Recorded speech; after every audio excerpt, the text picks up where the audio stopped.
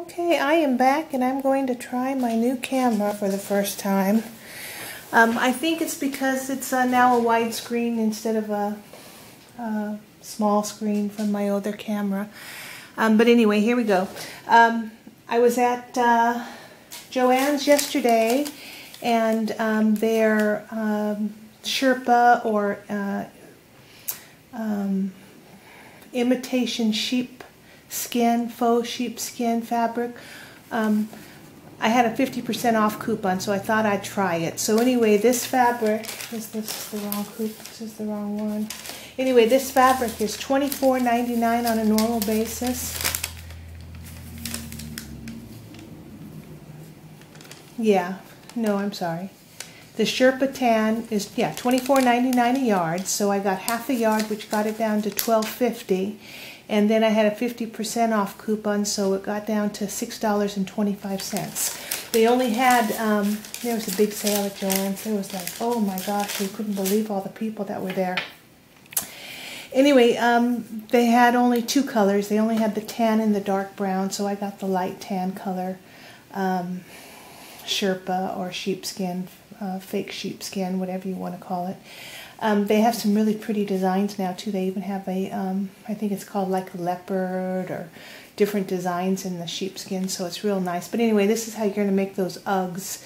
There's a blog in Chinese, and the lady on the blog shows you different pictures of all the different pieces of these Ugg boots or these sheepskin boots, and she shows you step by step how she makes them. There's one that's blue and there's one that's pink, and then she just does picture by picture, and she shows you the whole construction. So last night I went to her, I think it's on Pinterest, and you can just find it in different places. But anyway, the first two pieces she shows you are this piece and then this toe piece that go together to make the top of the boot. And then she doesn't actually, she just shows you the piece of the back. She doesn't tell you how big to make it or anything. She might in the Chinese figures, but I hit translate and still it wouldn't change the pictures, of course, only the comments. And then I tried a couple of the different soles. This one I tried to make it more pointed, and what happened was I ended up getting offline here. This I just, I didn't want to waste my sheepskin, of course, so I got out some of my Insulbrite. I use that because Insulbrite is pretty firm because it's got the metal inside, so you can make hot pad holders and, you know, oven mitts and things like that, or hot, you know, wherever you're going to use hot food. But anyway, so this was my first attempt at it, and I got the pattern pretty good.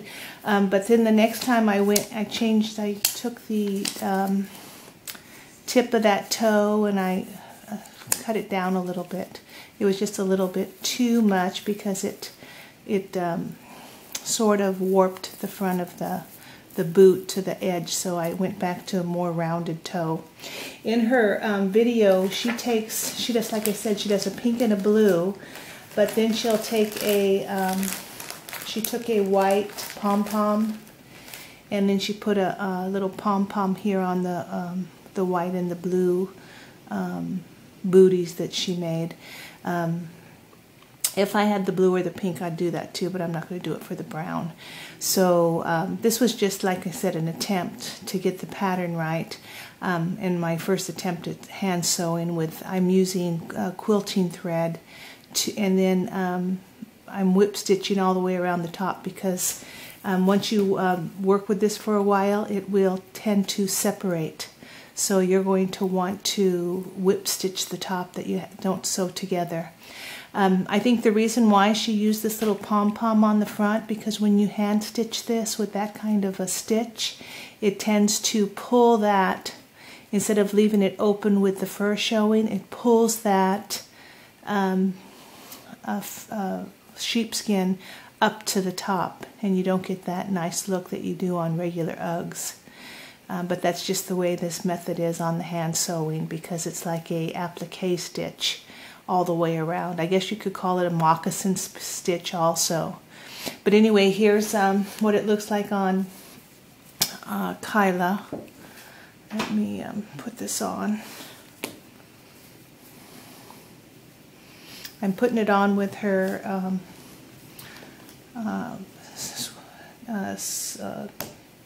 tights, so you can see what it looks like. Can you see that?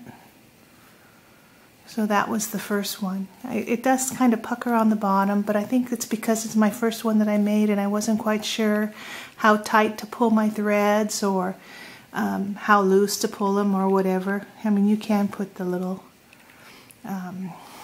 pom-pom in the front if you want to. But anyway, that's, and I found out that even if you don't do the even stitches, you're going to be able to see it on the front. So anyway, I'll show that to you as we go through the whole process of putting this together. Excuse me. The nice thing about this is anybody can make these. You don't have to have a sewing machine. All you have to do is have the sheepskin or something that's equivalent to it. Let's see what else I got here. I'm using, excuse me, I'm going to be using quilting thread. This is, I didn't go out and buy any, I have so much quilting thread, I didn't want to spend any more money for this light brown, so I just used the closest color I had, which is this Egypt, which is almost like a sand color. But you can tell by the time you sew on it, you don't even see the color of it anyway, because it blends right into the fur of the sheepskin itself. Okay, so I will, since I know a lot of people have trouble with patterns, I'll go ahead and put this up as a, I'll just call it the sheepskin pattern. You're going to want to, let me go grab an American Girl.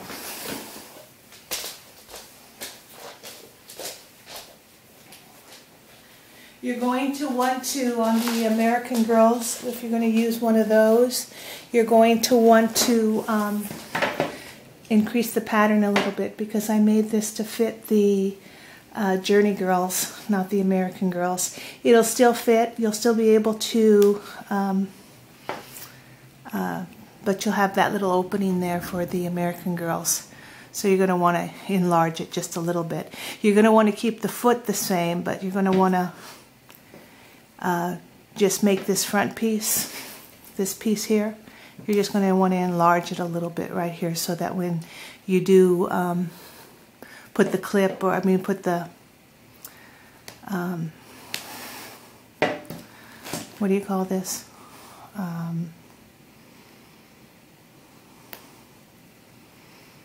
Oh shoot, I'm doing the fastener, the snap. When you put the snap on here, you're going to want to make sure that will close on the American Girl. So that's one thing you want to look at if you're making these for the American Girls. Okay, so let me go ahead and get my fabric out, and then we'll go ahead and cut out the pieces, and I'll show you how to get started as far as sewing them up.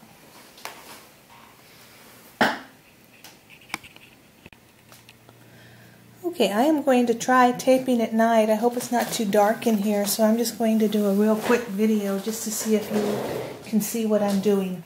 Okay, I'm going to take the pattern, take my fabric. I already cut one out, so I'm going to work in the same area pretty much. With this much fabric, you can get a lot of shoes out of it. So you can also get jackets, vests, a whole bunch. It's I think it's like I think it's 54 inches across. I could be wrong about that, but I think it's pretty wide. Okay, anyway, here's our 4 pieces. So I'm going to put this one away since I'm not going to use this one anymore.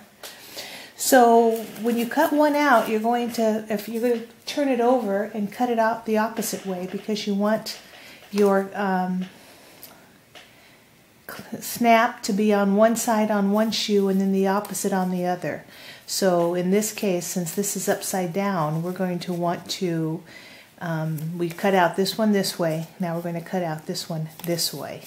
So go ahead and, you can go ahead and use regular pins on this. You don't have to worry about using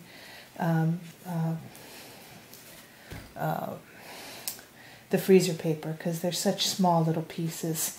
As far as the nap goes, there is a nap on this, so you do want to put all your pieces in the same direction.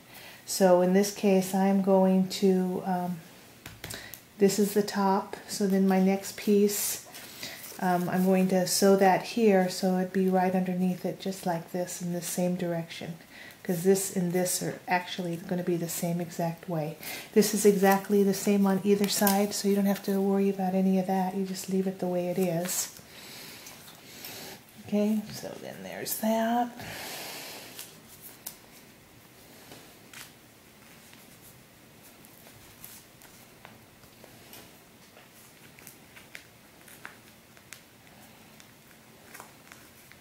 Okay, and then the back piece, just try and fit it in wherever it's going to fit. This was folded. I don't want to use this. If I can work around it, I'm going to work around it. So I'm going to just go ahead and fit my shoe. Okay, so same thing here. If this is this way with that on the, you're going to want to turn it over and cut out this one like this. So that'll be the opposite shoe. Otherwise, you're going to have two right feet. So just flip it.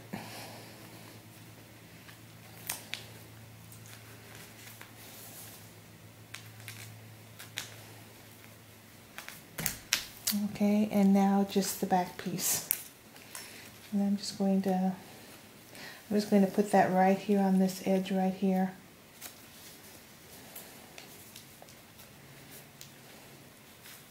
And the back piece you don't have to worry about. I mean, you need to put in the right, either side, because it's the same on each side. So this, just go ahead and cut it out. And this was, you need 4 pieces for each shoe. Now this fur is going to ravel a little bit, so actually I even trimmed it down. I looked at that Chinese website blogger, and she had pulled out all of her loose fuzz and got rid of them, because you hardly see any fuzz on her doll shoe. And that's what I did on mine too. Okay, so let's just go ahead and finish cutting this out.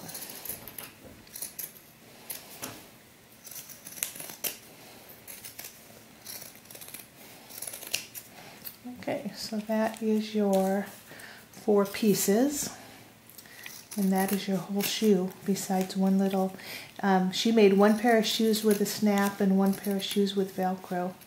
So I guess it's just whatever you want to do. Once you make these things, you're going to see how simple they are, and you can go ahead and adapt them to your sewing machine. You can probably even put a hard heel on them if you want, but I'm just making them this way so you can see them exactly the way she made them on her blog.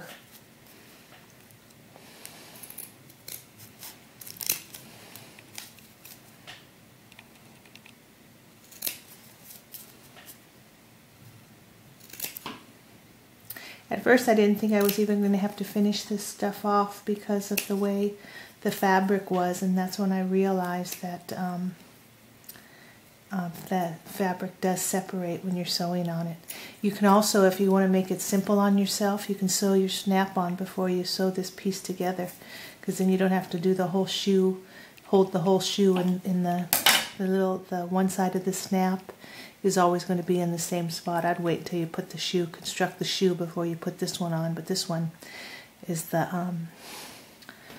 back piece, and it's going to be in the same spot all the time.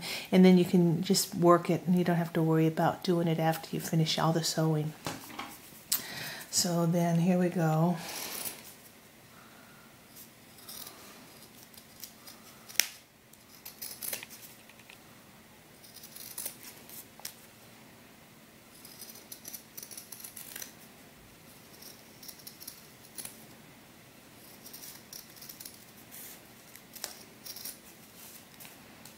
Okay, and then we've got the sole.